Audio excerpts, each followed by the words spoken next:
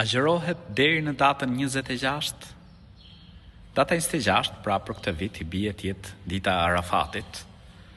Në këto 10 ditë, pra 10 ditët e muajit Dhulhixhe, besimtari dhe besimtarja përpiqet me bërë sa më shumë vepra të mira. Dhe prej veprave të mira vullnetare mund të jetë edhe agjërimi.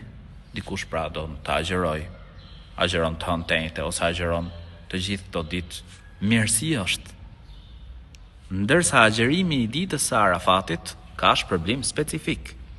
Pra siç kuptohet për një hadith të Profetit alayhis salam, se falen mëkatet e 2 viteve, pra vitit të kaluar dhe të ardhshëm. Kështu që agjerimi i ditës, pra Arafatit, që këtë vit i bie me datë 26, ka shpërblim specifik. Allahu ju rujt, Allahu na dhon të mirësi. Amin.